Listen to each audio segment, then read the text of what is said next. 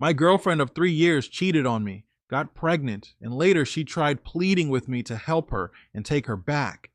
This happened years ago, and I thought it would be worth sharing. My ex girlfriend and I had what you might call an average relationship. We had our ups and downs, but we always managed to work things out. I noticed she started acting strangely and being secretive. I asked if everything was okay, and she snapped at me. She was also getting sick. Her daughter told me she was throwing up. One day, I messaged her, and she never responded. I called her, and there was no answer. This wasn't unusual for her. However, the next day, I still heard nothing from her. This went on for a week. I went to her place, but she wasn't there, or she wouldn't answer the door. She totally ghosted me. I texted her and asked if I did something wrong. I could see she saw my texts, but she wasn't responding. She's a religious person, so I texted her, "I'm sorry for whatever I did. Even Jesus forgave Judas." She finally responded by saying, "God forgives all," and she put something that I can't remember. She then told me never to text her again. She then blocked me from everything. I was crushed. It took me a few weeks just to process this. Then, about 3 months later, by coincidence, I was dropping off a patient at the hospice facility where she worked. I didn't see her SUV in the parking lot, so I figured she wasn't there. I was talking to the nurse and she recognized me and asked how she was doing. I told her we had broken up, and the nurse told me my ex was terminated because she damaged one of the company vehicles. Then she dropped the bombshell. She asked if I was going to take care of the baby when it was born. She was pregnant at that time. I think she was 5 months pregnant. It wasn't my baby either, because I had got the snip after my daughter was born. I felt my stomach dropped after that. It took me a while, but I finally moved on with my life and started dating an RN I met at the hospital. It had been about a year and a half since all that happened. Then, out of the blue, I started getting texts from a number I didn't recognize. They were all about forgiveness and hoping I was doing well in life. I didn't respond back. Then one day, when I was getting off duty from fire depth, I saw a note on my truck, and it was from my ex. She was asking me to please meet her, but after giving it some thought, I decided not to.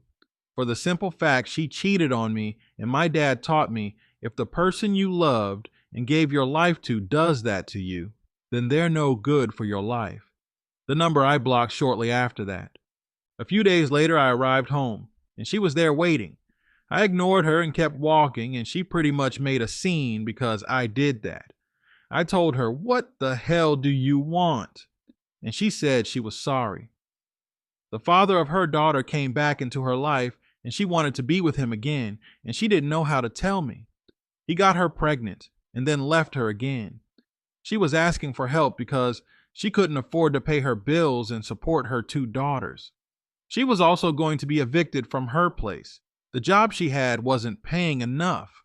I was indifferent about the whole thing. I was mad at her because what she did, but I felt bad for her daughters. I cared a lot for her oldest daughter, so I did something with thinking. I handed her 100 and told her to buy them food and said, "Swallow your damn pride and move back in with your mother." Her and her mother have very rocky relationship, but she knows she was always welcome there. She was pleading for me to take her back because I was the only boyfriend who treated her with care, despite our ups and downs. I told her I'm not taking back and I'm not going to continue this conversation with her. I asked her to leave, and she did cry. I felt really bad, but I felt that was necessary. I heard after that she did move back in with her mom. Last I heard of her was she got her teacher's license, and she's teaching at an elementary school. I'm happy with my current GF now. We were actually talking about marriage. Let's see comments. Finally, a cheating story that didn't end with, "I don't know if I should take them back or not," or "We got back together and are going to try again." To each their own, but I wanted to see one where they completely dropped their cheating spouse. Finally, stop. My father is a very honorable and loyal person. Despite him being a mix of Homer Simpson and Fred Flintstone, I'm not playing either. He instilled in me, my brothers, and my sister to always be true to the one you love and always treat your significant other like they were queen.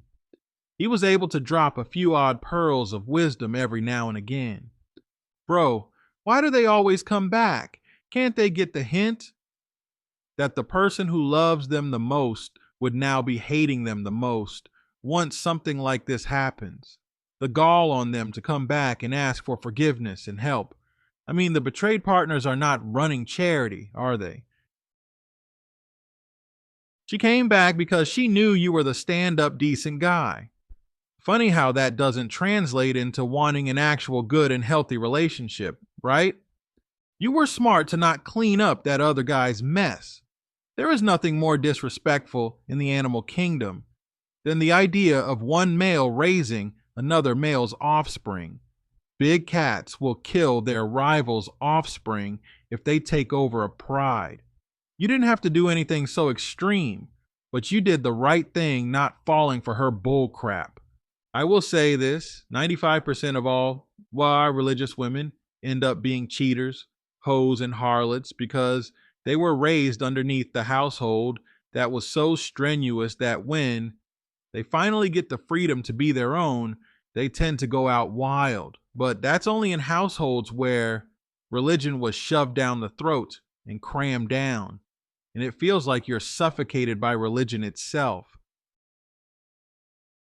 Retired firefighter here. You absolutely did the right thing by not doing the pygmy dance and just letting her go.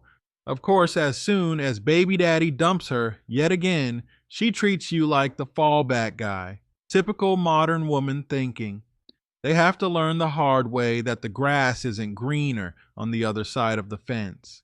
Thank you for having the self-respect to not simp out like so many other pathetic guys who post here.